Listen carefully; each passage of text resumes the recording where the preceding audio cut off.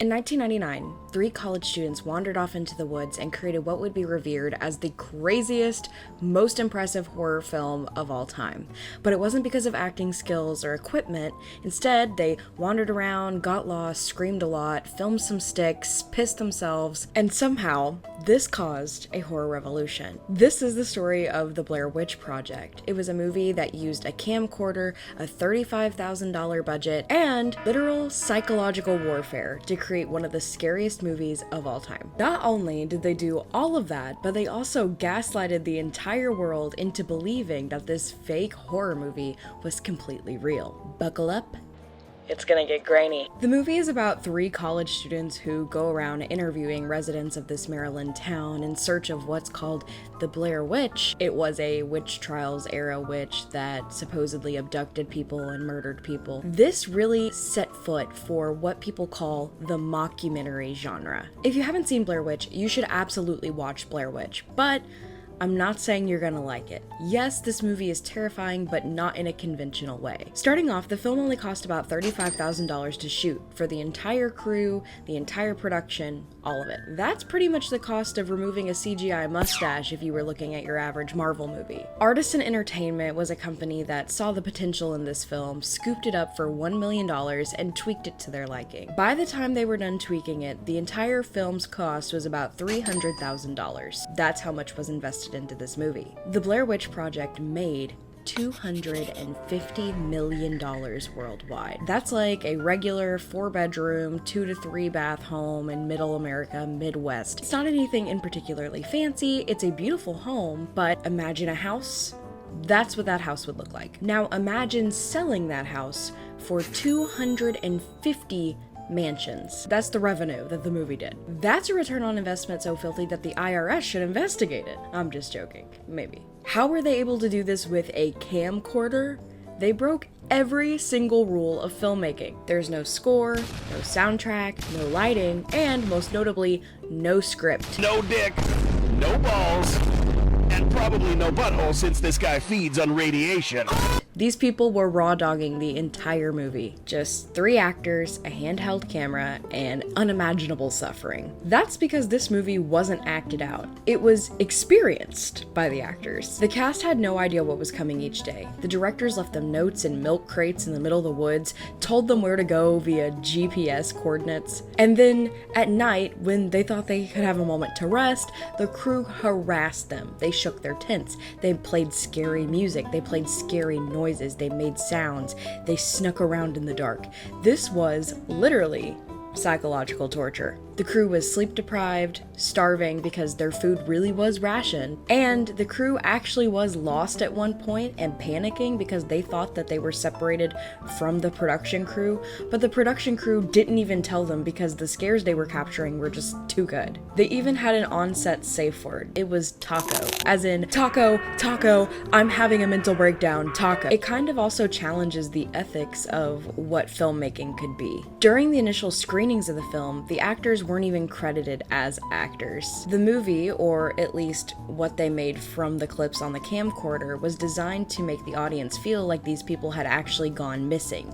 So when they released the film, they did just that. They literally pretended like the actors in the movie had gone missing or died. And this was the first time that anyone had ever seen anything like this. Since then, there has been 2007 Paranormal Activity, where Warner Brothers tried to release it as if it was actual footage released by the local police, and there was 2018's Antrim, which was supposed to be a lost media movie where the actors aren't credited. But really, Blair Witch Project was the first time anyone had ever seen anything like this. But wait, there's like one small catch here. How was the production team able to convince an entire audience for a movie that 3 fictional people that didn't exist were killed by a fictional witch in a fictional town? Isn't that kind of like not adding up? And the answer is simpler than you might think. It was the 90s. The mid to late 90s were kind of a relatively dead time for horror. And yeah, there's gonna be some freaks out there who say I'm wrong, but even though there are some classics like the later Nightmare on Elm Street films, the later Halloween films, and I Know What You Did Last Summer, and Scream, that stuff was, at the end of the day, ironic. It wasn't actually scary. Critics were mumbling that horror was relatively dead. That's when these film students and Artisan Films cooked up the idea for the Blair Witch Project, swirling in faster than a Nokia in a blender, which was basically just the premise of, what if horror was just walking around in the woods and crying? Because what's scarier than that? And somehow it worked, because the Blair Witch Project tapped into something even deeper than your classic jump scares or all of that latex on Freddy Krueger. Honestly, think about the scariest experience you've ever had. Sure, some people are going to say that they've had an experience with the paranormal, but for the average person, the scariest experience they've ever had is being afraid of running from something or someone, probably in the dark, maybe in a secluded area. That taps into the most human and inherent fear we have as mankind. This movie tapped into existential dread and auditory hallucinations. It was all about the primal fear of being alone and exposed outside. But let's face it, camcorder montage clips of teens wandering around outside crying isn't a horror movie. They had to create some allure, and how they did that was through marketing. And I'm gonna be the first motherfucker to tell you this is where it gets evil. As someone who studies marketing, the ethics of this campaign are questionable. Artisan Films launched a website for the Blair Witch Project in 1998, and the site featured faked police reports, missing person posters including some of the stars of the movie, a full lore timeline, Heather's journal entries, audio from recovered tapes which were just from the movie, and pictures of the crew's belongings. They even aired a television special about finding the Blair Witch, which includes some of the audio clips from the film so that people who weren't internet savvy in the 90s could even find this kind of information on TV. They created these mockumentary-style, informative platforms, kind of like the way that the Animal Planet did with the mermaids in the 2000s. Raise your hand if you believe that. Again though, no one had ever seen anything like this before. It was all a rouge, but the audience didn't know that, and it completely blurred the lines between fiction and reality. So when the movie came out, it was just that much more convincing. At Sundance, they even handed out missing posters of the people in the movie and claimed that this movie was for awareness and they were trying to find the actors. On IMDb, they listed all of the actors in the film as dead. People actually went to the extent of sending condolences to these actors' families. There were churches that held candlelight processions and prayer groups for characters that didn't even exist. Get shit on, loser. That is so evil. Joshua Leonard, one of the stars of the movie, even said, "Sometimes I think that Artisan would have been happier if we were actually dead." He wasn't joking. The cast wasn't even invited to the premiere of the movie to keep up the rouge that they were not alive. Unless this was an art house film that everybody was in on the joke, this would never fly today. Nothing says, "Thanks for suffering through psychological warfare in the woods," like not even being invited to your own funeral.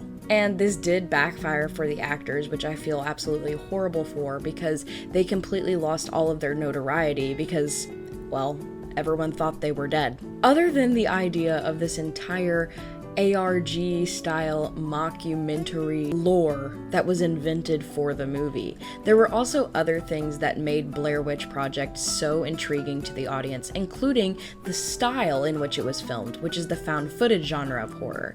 And while Blair Witch Project didn't invent found footage horror, Cannibal Holocaust in the 80s experimented with that a little bit, a lot of people agree that Blair Witch Project perfected the found footage genre. But the caveat to this is, once Blair Witch came out, people thought that they could also make a horror movie.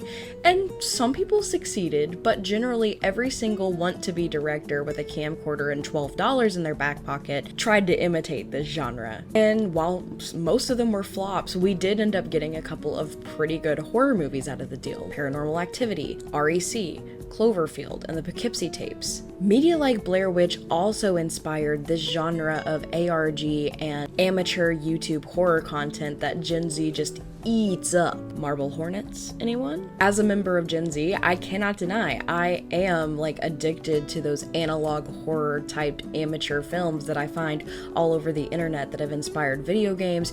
All of that is homage being paid to Blair Witch, in my opinion. This whole phenomenon also inspired viral horror marketing campaigns, like Megan having a bunch of Megan actors dancing and acting like androids, Smile having smiling actors appear at baseball games ominously grinning into the camera, and Longlegs, where a real website about the birthday murders was put up prior to the movie. None of them were as scary as the original campaign of the Blair Witch Project, but again, we wouldn't have any of those really cool marketing campaigns without that movie. Blair Witch sucked the horror off the screen and put it directly into your Hotmail inbox. In the end, Blair Witch proved that fear doesn't need a budget. It just needs authenticity, ambiguity, and a little bit of dehydration. It was the first film that completely weaponized the power of the internet and gaslit an entire generation into thinking that this was completely real.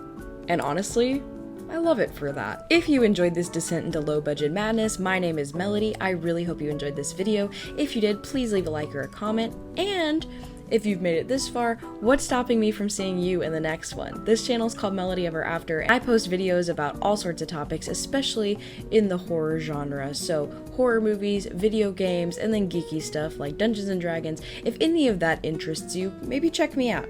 Until next time.